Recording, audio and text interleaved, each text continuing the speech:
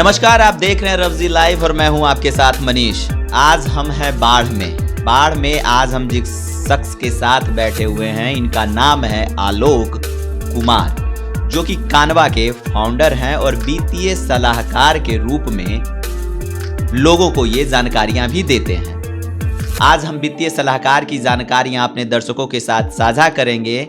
आलोक कुमार से कुछ हम सवाल करेंगे वित्तीय सलाहकार को जानने का, और वित्तीय सहायता से लेकर हर एक चीज कैसे जो सरकार की तरफ से जो बजट वगैरह पास होता है उसमें कैसे चीज़ों को दर्शाया जाता है, कैसे लोगों के पास, जनता के पास उसकी सही रूप में हम कैसे उसको यूज करें, वो सारी जानकारी आज हम आलोक कुमार जी से जानेंगे। एक सवाल है कि बेरोजगारी अगर देखा जाए तो बहुत बड़ा मुद्दा है, चाहे वो राज्य हो, बिहार राज्य हो, चाहे देश हो, पूरा भारत हो, हम पूरे भारत की बात करते हैं तो बेरोजगारी एक बहुत बड़ा मुद्दा है और ये एक राजनीतिक मुद्दा भी है, क्योंकि पार्टियां अगर सरकार में आनी चाहती है तो सबसे पहले बेरोजगारी का मुद्दा उठाती है। और बेरोजगारी मतलब यूथ, तो यूथ को अगर एक करना है तो सबसे पहले बेरोजगारी का मुद्दा उठाइए, यूथ अपने आप जुड़ जाएगा। क्योंकि जो बेरोजगार युवक है उनको लगता है कि हाँ भाई हम बेरोजगार हैं और ये हमारे लिए काम कर, जो भी राजनीतिक पार्टियां ये हमारे लिए काम कर रही हैं, इनके साथ हमको जाना चाहिए। लेकिन जैसे उनकी सरकार बनती है फिर वो बेरोजगारी उन पार्टियों के लिए कोई मुद्दा नहीं रह जाता है।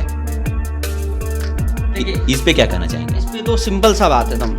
एक बात तो आप समझ लो कि सभी लोगों को सरकारी नौकरी दे पाना संभव नहीं है। सरकारी नौकरी नहीं दे पाएंगे, लेकिन रोजगार की बात भी तो होनी चाहिए। एक रोजगार का मतलब अगर हम लोग बिहार हिंदी भाषी क्षेत्र की मतलब सरकारी जॉब से करते हैं तो मैं इसमें दो चीज़ें ऐड करना चाहूँगा। पहली चीज़ तो आप समझ लो कि सरकार सबको नौकरी दे नहीं सकती, एकदम क्लियर है, दे नहीं सकती तो अनुकूल माहौल तो दे। अब क्या है, हम लोग के जीन में, हम बिहार से हैं तो बिहार के जीन में ही नहीं है रिस्क लेना, हम लोग बिजनेस में जाने से डरते हैं। दूसरा क्या है ना कि अभी अगर आप बिजनेस करने जाते हो, कॉम्प्लायंसेज इतने टफ है ना, मतलब इतने तरह के ये साधारण आदमी के बस में नहीं है। अब हम इस पे हम लोग का एक बहुत ही मेरा एक सुझाव है, अगर सरकार को लगे तो उसको अपना सकती है। अभी क्या करो कि आप अपने पढ़ाई, जो हमारा एजुकेशन सिस्टम है, उसमें दो चीज़ों में ऐड करना चाहूँगा। आप क्या करें, न्यू एजुकेशन पॉलिसी ला रहे हो, उस पर दो चीज़ें आप ऐड कीजिए। पहली चीज़ फाइनेंशियल लिटरेसी को उसका पार्ट बनाइए। क्यों, उसको हम अलग से करेंगे आपको। पहली चीज़ क्यों बोला, अब जैसे डॉक्टर्स तो बन गए, इंजीनियर्स बन गए, इवन अच्छा पैकेज पे काम कर रहे हैं, they all are working more than 1 crore, 1 crore की सैलरी से ऊपर मिलता है उनको। लेकिन उनसे अगर आप पूछो कि इंश्योरेंस क्या होता है, म्यूचुअल फंड क्या होता है, नहीं जानते।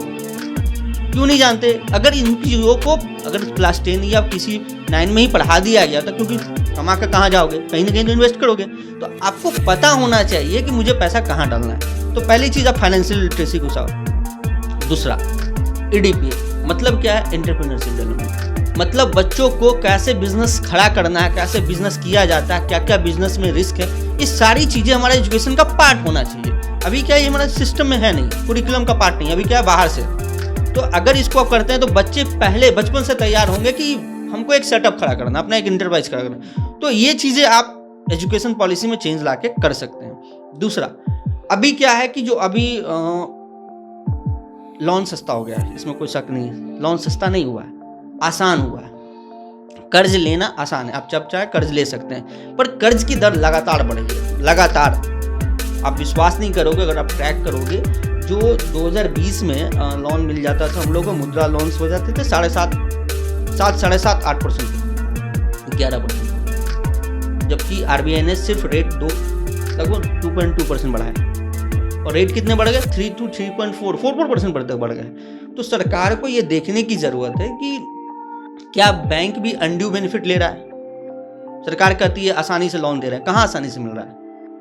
लोन तो मिल रहा है, आप 12% ले रहे हो। उस पर से एक और जो है, मैं हम बार बार हर प्लेटफॉर्म पे उसकी चर्चा करता हूँ, एक अपना मतलब मुद्रा का गारंटी फीस होता है कि लोन डिफॉल्ट करते हैं, वो गारंटी फीस लगातार बढ़ा है जी। पहले 50 पैसा, मैं अपने आप से 2018 से पहले वो 50 पैसा हुआ करता था, आज उसको आपने 2.5% कर दिया। तो मतलब क्या हो गया, आप खुद देख लो। एक तो इंटरेस्ट रेट बढ़ गया, ऊपर से ये जो गारंटी फीस है, एनुअल गारंटी फीस, उसको आपने 2% और बढ़ा दिए। तो कर्ज बहुत महंगा हो गया, पहली बात। दूसरा, हमको देखने की जरूरत है क्या सबको कर्ज की जरूरत है। सरकार से आप कुछ भी कर लो ना, सरकार हमेशा कहती है।